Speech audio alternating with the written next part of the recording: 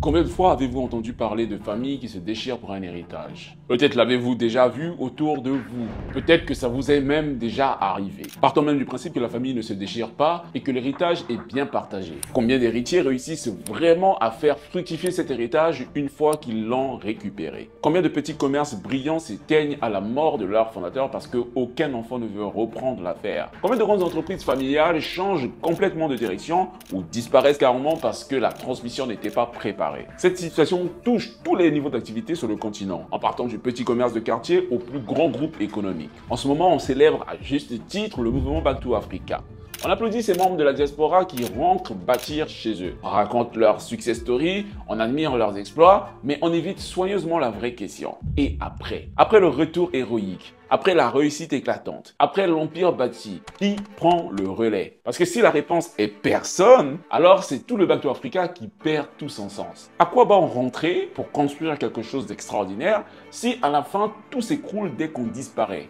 À quoi bon prendre tous ces risques si au final nos enfants sont incapables de continuer avec la vision? Vous savez ce qu'on dit, hein? Un succès est vraiment complet lorsqu'il y a un successeur. Donc vous allez facilement constater qu'en Afrique on parle beaucoup de corruption, de problèmes d'infrastructure, on parle de gouvernance, on parle d'éducation, mais personne ne parle vraiment de ces questions qui dérangent. Des questions du type pourquoi nos propres enfants refusent-ils de poursuivre ce que nous avons bâti? Et qu'est-ce qu'il faut faire lorsque aucun d'eux n'est prêt ou capable de prendre la relève? Dans cette vidéo, nous allons étudier un cas concret. C'est le cas d'un homme ayant un parcours extraordinaire. Un homme qui a tout réussi, sauf peut-être ce petit truc.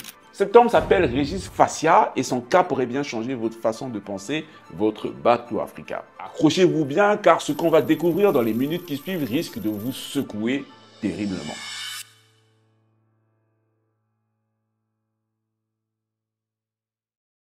Notre histoire va commencer dès les années 80. À ce moment-là, Régis Fassia est un jeune béninois brillant qui quitte son pays natal pour poursuivre ses études en Europe. D'abord, il va commencer en France, puis il va poursuivre en Angleterre. En France, il ira à l'école de commerce à Grenoble où il va obtenir un master en marketing. Ensuite, il ira au Royaume-Uni pour poursuivre ses études. Il va ainsi passer 12 ans de formation en Europe qui vont forger sa vision des affaires. Alors que les choses semblent prendre une bonne direction, son beau-père va faire quelque chose qui va changer le cours de sa vie. Quand Régis va lui montrer fièrement son contrat de travail français, son beau-père va lui dire quelque chose qui va le marquer à vie. Il m'a dit, tu sais, c'est en Afrique qu'on gagne l'argent pour le dépenser en France. Et ces mots sont des mots tellement forts qu'ils vont résonner dans la tête de Régis. En 1994, alors qu'il a 29 ans, il prend l'une des décisions les plus importantes de sa vie. Il décide de rentrer au Bénin. Il va rentrer comme ça, sans un plan précis, sans savoir exactement ce qu'il va faire, juste avec cette conviction que son destin se joue sur le continent africain. Une fois sur place, il va décrocher un poste de directeur commercial chez Wang Laboratories. C'est une entreprise informatique américaine. Il a donc un salaire correct, un bureau climatisé, une voiture de fonction, mais Régis, lui, il observe, il analyse, il cherche des opportunités. Et puis arrive ce fameux jour à l'UNICEF. C'est une scène banale qui va tout changer pour lui. Il voit un chauffeur livreur se faire engueuler violemment parce qu'il a oublié de livrer un courrier urgent. Et là, je me suis dit, attendez, lorsque vous mettez autant d'argent, des voitures qui vont distribuer le courrier, en plus des chauffeurs qui n'arrivent même pas à respecter les engagements, moi je trouve que c'est quand même une perte de temps, une perte d'énergie, une perte d'argent. Et c'est comme ça que l'idée de créer une entreprise de courrier express m'est venue. Et c'est sur ce simple événement que va naître Top Chrono. C'est un déclic qu'il a eu dans un concours de circonstances. Il a cette intuition que le marché béninois a besoin d'un service de livraison vraiment fiable. Régis conçoit son business plan. Il le fait seul, avec ses compétences d'école de commerce. Il n'a pas besoin de consultants externes, il a une vision claire de ce qu'il veut construire. Mais là, les choses vont se corser pour lui. Le problème, c'est qu'à ce moment-là, il a besoin de financement et personne ne veut financer ce projet fou. Je cherchais des ressources et que je suis allé voir même mon beau-père qui à l'époque me conseillait de rentrer. Quand je lui ai parlé de mon projet, il m'a dit, écoute, c'est complètement superficiel ton histoire.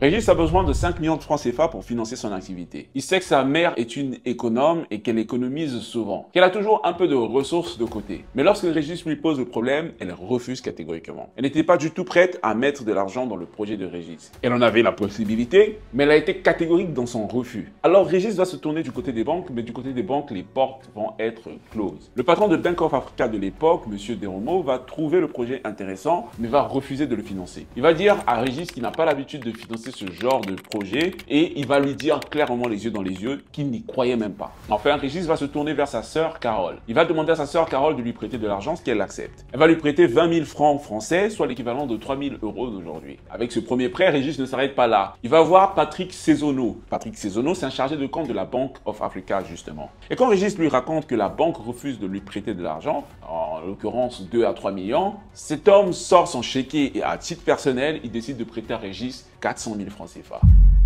Donc au total, Régis a son capital l'équivalent de 3 500 €. Avec ça, il va créer Top Chrono. C'est ainsi que le 1er septembre 1995, il va démarrer une activité, mais les débuts vont être très difficiles. Il n'a même pas de véhicule au départ. Donc ça signifie qu'il va assurer lui-même les premières livraisons en moto dans les rues de Cotonou. Ses amis commencent à le fuir parce qu'il n'est plus crédible socialement. Imaginez-vous un homme qui est diplômé de plusieurs écoles prestigieuses en Europe, qui vient en Afrique et qui vient faire le livreur en taxi-moto, ça n'a aucun sens. Donc pour la plupart de ses connaissances, il devient quelqu'un de peu fréquentable. Sa propre mère, dans sa bienveillance, va même aller voir son ancien employeur pour lui dire « Est-ce que vous pouvez reprendre mon fils parce qu'il est devenu irresponsable ?»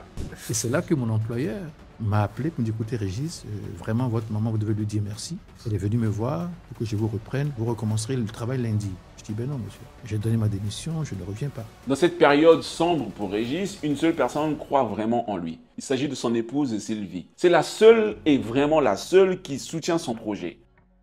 Pendant qu'il expérimente et qu'il teste des choses dans son aventure entrepreneuriale, elle nourrit le foyer avec son salaire. Mais Régis, lui, il tient quelque chose que l'argent ne peut pas acheter. Il a une méthode, il a une discipline qui lui vient de son parcours académique à Grenoble et qu'il va appliquer avec une rigueur militaire sur le terrain africain. Sa stratégie révolutionnaire tient en 3 piliers. Le premier pilier, ça va être la folie contrôlée. Oui, vous m'avez bien entendu. Parce qu'il va s'attaquer à un marché qui est dominé par des géants comme DHL et d'autres multinationales et lui, il va le faire avec des moyens dérisoires. Même s'il a une stratégie claire, même s'il ne laisse aucune place à l'approximation, ça reste quand même un pari fou. Dès le premier jour de son entreprise, Régis va installer des procédures écrites pour absolument tout. Même l'agent d'entretien qu'il doit balayer dans sa petite entreprise a des procédures documentées. Vous savez, lorsque j'ai créé Top Chrono, la première chose que j'ai instaurée, c'est des procédures. J'ai dit à mes collaborateurs, la qualité, c'est écrire ce qu'on doit faire et faire ce qu'on a écrit. Lorsque dans une entreprise, il n'y a pas un manuel de procédure, ce n'est pas une entreprise. Cette obsession de la standardisation va faire toute la différence face à la concurrence locale approximative. Le deuxième pilier sur lequel Régis va s'appuyer, c'est l'excellence par nécessité. Puisqu'il ne peut pas se permettre l'à peu près, il vise directement les standards internationaux. C'est ainsi qu'il va faire auditer son entreprise pour la faire certifier à la Chambre de commerce de Grenoble grâce à son réseau d'anciens étudiants. Figurez-vous qu'à ce moment-là, c'est une vraie première au Bénin pour une si petite structure. Cette certification va lui ouvrir les portes de partenariats internationaux. Il va ainsi signer avec FedEx, Chronopost, Sodexy d'Air France, le groupe Saga de Bolloré. C'est incroyable parce qu'il s'agit de deals qui semblaient vraiment impossibles pour un petit coursier béninois. Le troisième pilier sur lequel il va s'appuyer, c'est vraiment l'innovation adaptée au terrain. Parce que ce qu'il faut comprendre, c'est que dès cette époque, Régis comprend qu'il ne faut pas copier bêtement ce qui existe en Occident. Il invente des solutions purement africaines. Au regard du développement fulgurant de son entreprise, il décide de diversifier intelligemment, ce qui va faire qu'en 2003, il va co-créer GIS Computing pour développer un business de solutions informatiques. En 2006, l'ancien étudiant moqué par tout le monde devient vice-président du patronat béninois, puis il est nommé consul honoraire du Vietnam. Co-préside même la commission RSE de l'Alliance des patronats francophones basée à Paris. La méthode de Régis qui consiste à s'adapter aux conditions du terrain et à apporter des solutions innovantes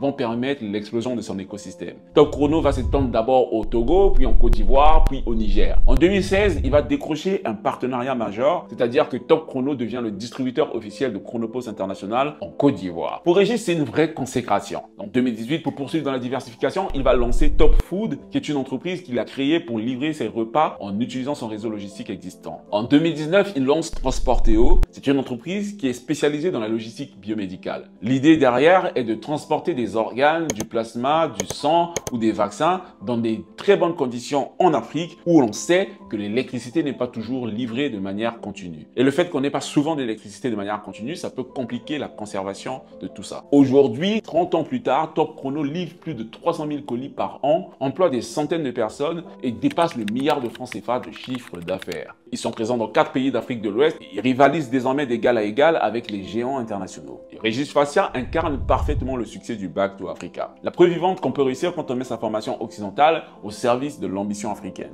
Pour vous encourager, sachez que le cas de Régis n'est pas un cas isolé. D'autres ont emprunté cette voie avec le même succès. Je pense à Mossadegh Bali, qui est formé entre autres en France et aux États-Unis et qui est rentré au Mali en 1995, donc la même année que Régis, et qui a racheté un hôtel à Bamako en pleine vague de privatisation. 30 ans plus tard, sa chaîne Azalaï rayonne sur toute l'Afrique de l'Ouest avec des dizaines d'établissements. Je pense aussi à Christian Gang qui avait abandonné son fauteuil doré dans la finance parisienne en 2012 pour créer Medline Casalis au Cameroun. Ces cosmétiques naturels Made in Cameroun conquiert déjà aujourd'hui plus de 12 pays. Et lui-même a dit de sa bouche qu'il s'est lancé sur le marché africain car il savait qu'il y avait très peu d'offres et que la réussite aurait été moins compliquée qu'en France. Et même Rebecca Enonchong continue de défendre le retour au pays malgré tous les obstacles qu'elle a affrontés, y compris son arrestation, sujet que j'ai déjà traité sur la chaîne. Parce que oui, ne vous y trompez pas, entreprendre en Afrique reste un parcours de combattant. Les défis sont réels, les risques sont énormes, mais quelqu'un doit bien transformer ces exceptions brillantes en règle générale. Si tous les talents fuient le combat, qui va défendre le territoire, qui va construire l'Afrique de demain? J'ai donné tous ces exemples pour vous montrer que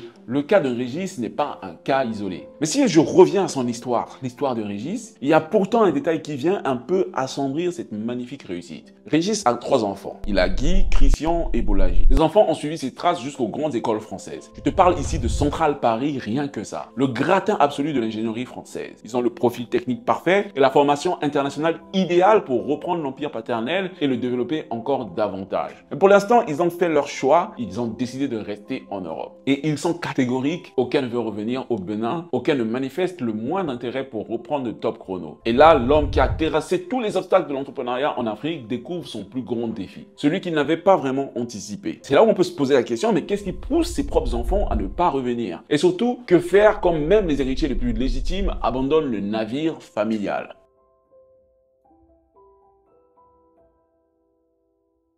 Qu'est-ce qui explique que toi, qui es le chantre, l'apôtre du retour en Afrique, tu ne sois pas parvenu à convaincre tes propres enfants? D'abord, il y a une expression qui dit que le cordonnier est toujours le moins bien chaussé. Oui. Donc, je le prends pour moi, cette expression, et je pense que c'est l'une de mes plus grandes souffrances, de voir mes enfants se désintéresser complètement de mes activités. Et je pense que l'erreur que j'ai commise, et beaucoup de personnes me l'ont dit, c'est que je n'ai pas su les impliquer dès leur jeune âge. J'aurais peut-être dû. Cette confession douloureuse relève bien plus qu'un simple drame familial. Elle expose le paradoxe le plus toxique du développement africain moderne. Ce que je vais vous proposer, c'est donc d'analyser froidement ce qui se passe. Régis génère sa richesse en Afrique dans des conditions souvent difficiles. Pas d'électricité, routes défoncées, bureaucratie lourde. Puis il utilise une partie importante de ses ressources purement gagnées sur le continent pour offrir à ses enfants les formations les plus prestigieuses en Europe. Au lieu que ces compétences fraîchement acquises reviennent renforcer le continent qui a financé leur acquisition, elles profitent d'abord aux économies occidentales déjà développées. C'est un mécanisme qui est un peu triste à constater, mais qui est très répandu.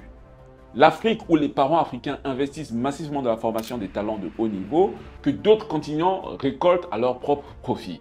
Ce qui fait très naturellement pour l'Afrique un retour sur investissement complètement biaisé, où le capital financier, humain et intellectuel quitte systématiquement le continent pour enrichir des nations qui n'en ont pas besoin.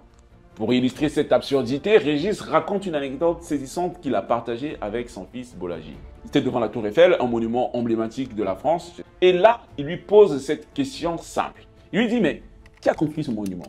Son fils répond avec fierté, c'est Gustave Eiffel, un ingénieur de Centrale Paris comme moi.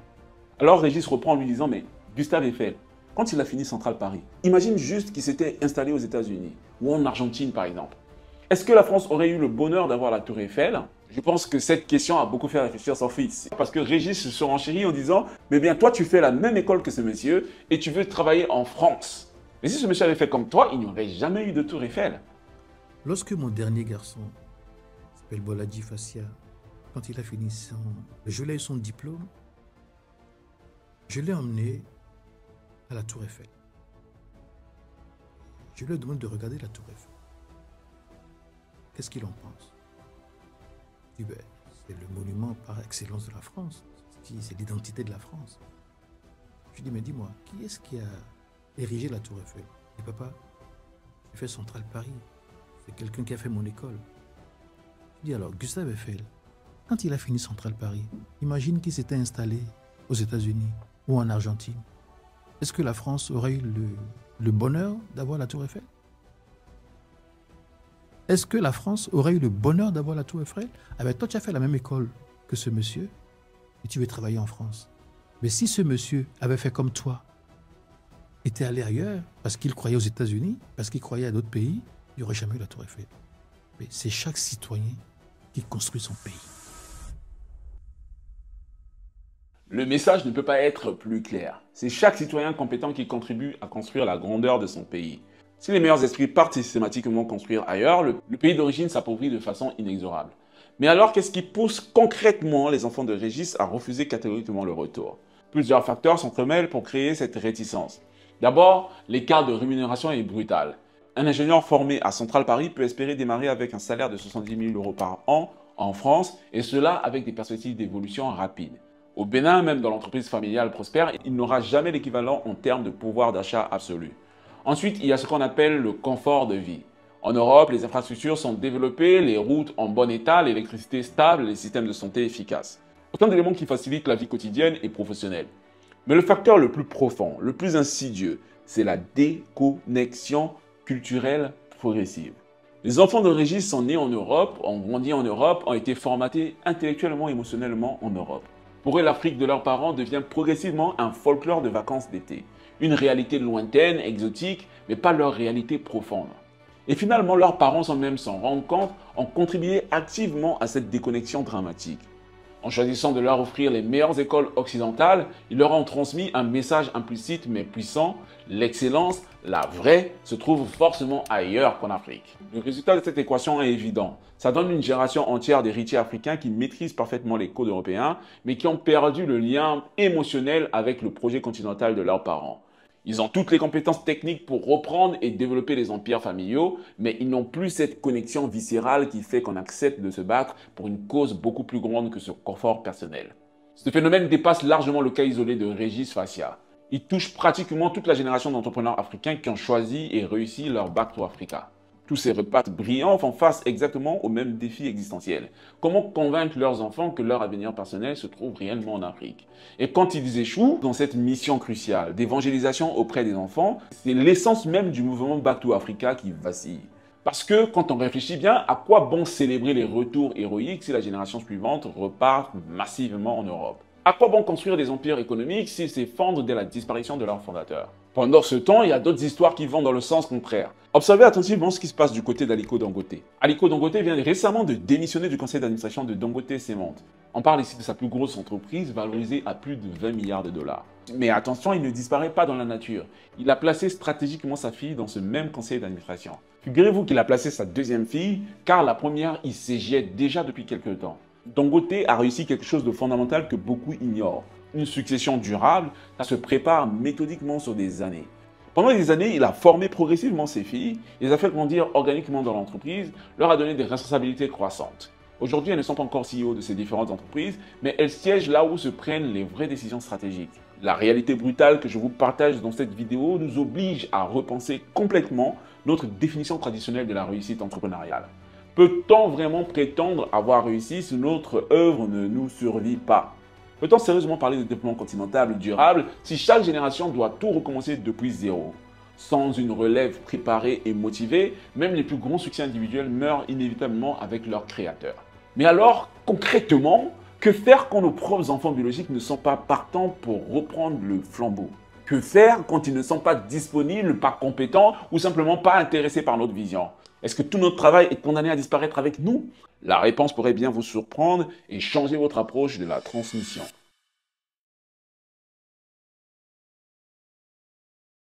Imaginez un instant cette scène déchirante. Un entrepreneur qui a bâti pendant des décennies l'entreprise de ses rêves perd brutalement son fils unique, celui qu'il préparait depuis toujours à reprendre le flambeau. Tout s'écroule pour lui. Que feriez-vous dans cette situation? Est-ce que vous abandonnez? Est-ce que vous vendez l'entreprise? Est-ce que vous laissez tout mourir avec vous? Je ne sais pas si vous avez eu l'occasion de voir le film qui s'appelle The Forge. Mais ce film aborde brillamment la question de la transmission entrepreneuriale qui nous préoccupe aujourd'hui. L'histoire met en scène deux hommes que le destin va réunir. D'un côté, un chef d'entreprise prospère qui porte en lui une double réalité. Il a une réussite professionnelle éclatante et il a vécu le deuil de son fils. De l'autre, on a un jeune diplômé universitaire plein de potentiel mais qui est désorienté, qui erre sans vraiment savoir quelle direction donner à sa vie. Leur rencontre, d'abord anodine, va se transformer progressivement en quelque chose de profondément significatif. Le chef d'entreprise ne voit pas dans ce jeune homme un simple employé à recruter, mais il voit en lui une terre fertile où semer tout ce qu'il a appris au fil des années. Il accueille cet homme dans son univers, il lui ouvre les portes de son entreprise, de son expérience, et plus important encore, il entreprend de forger son caractère, d'où le titre évocateur du film The Forge. Ce qui va rendre ce mentorat si particulier, c'est sa profondeur. C'est-à-dire que le chef d'entreprise, donc le mentor dont on parle ici, ne transmet pas seulement des techniques de vente ou des stratégies commerciales.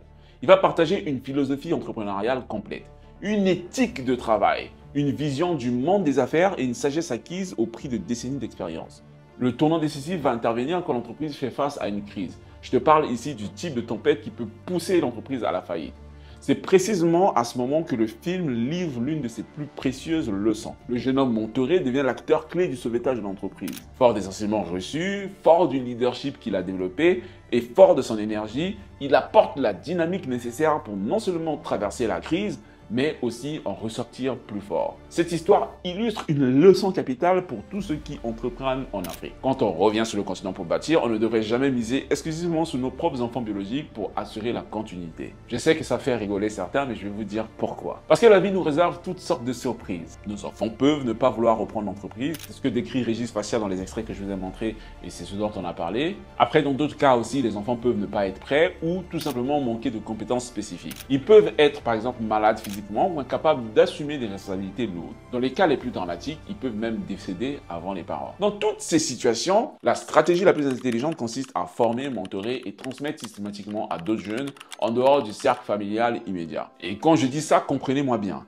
Il ne s'agit pas ici de faire des choses dans l'objectif direct de déshériter ses propres enfants pour faire hériter des personnes complètement inconnues du jour au lendemain. Ici, on peut se rendre compte qu'on peut identifier des personnes qui ont un potentiel pour pousser la vision encore plus loin que soi-même. Ces personnes peuvent devenir des piliers invisibles pour perpétuer notre œuvre et nos méthodes. Ce qui ferait que les enfants du fondateur seraient un peu comme juste des actionnaires héritiers qui recevraient des dividendes, mais l'entreprise, elle, serait portée, fructifiée par des personnes beaucoup plus talentueuses. Cette approche redéfinit complètement ce qu'on entend par leadership véritable. Le leader, ce n'est pas celui qui accumule le plus de richesses personnelles, c'est celui qui s'assure que ses méthodes, sa vision et son impact continuent de rayonner bien après sa disparition physique. En Afrique et même ailleurs, notre tendance naturelle est de célébrer intensément les self-made men, des personnes qui partent de rien et qui construisent des empires impressionnants. Ça, c'est vraiment légitime et nécessaire de les mettre en avant, mais on oublie systématiquement de valoriser et d'étudier ceux qui excellent dans l'art délicat de préparer d'autres personnes à prendre efficacement le relais. Heureusement, quelques initiatives encourageantes commencent à changer progressivement cette dynamique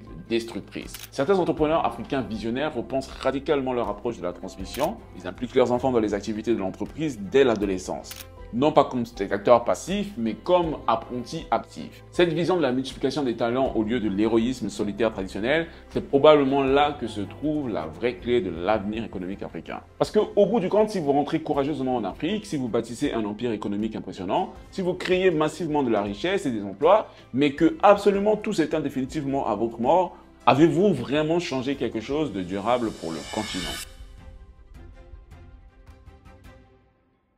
Régis Fassia est un homme brillant. Cette vidéo n'est pas un blâme à son endroit. Bien au contraire, nous célébrons son talent et son succès. Son histoire nous met face à une question aussi simple que fascinante. Qu'est-ce qui définit vraiment le succès dans une vie d'entrepreneur? Est-ce qu'il s'agit d'avoir bâti un empire personnel remarquable ou avoir méthodiquement préparé sa relève pour que l'impact survive et se multiplie? Son parcours révèle que bâtir magnifiquement ne suffit pas toujours.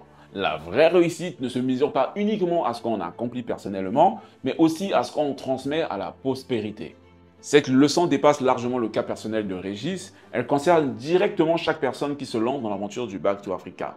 Elle interpelle chaque membre de la diaspora qui pense naïvement qu'il suffit de rentrer et de lancer des business. Elle nous interpelle tous à ne pas rater la transmission idéologique, la transmission philosophique et la transmission de mindset à nos enfants. Maintenant, permettez-moi de vous poser une simple question. Je parle à ceux qui sont entrepreneurs et qui ont un gros succès. Si vous mouriez demain matin, qu'est-ce qui restera concrètement de votre œuvre? Qui portera votre vision spécifique? Qui continuera votre combat particulier avec les mêmes passions et la même méthode?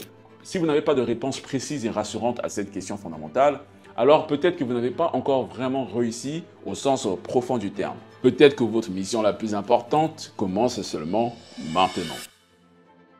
Si tu as aimé cette vidéo, n'hésite pas à t'abonner. Vous êtes toujours plus de 80% de personnes qui regardent mes vidéos et qui n'êtes toujours pas abonnés. Et je peux vous assurer que c'est un scandale. N'hésitez pas à partager la vidéo à la famille, aux amis, toute personne qui pourrait être intéressée par le message qui est porté par cette vidéo. Dites-moi ce que vous pensez de tout ce que j'ai dit en commentaire. Vous avez un avis et il m'intéresse, je réponds à chacun de vos commentaires. N'hésitez pas à poursuivre avec cette vidéo sur ma chaîne. C'est une autre vidéo qui va aborder le Back to Africa sur un autre aspect aussi important. Je vous dis à tout de suite. Tchuss.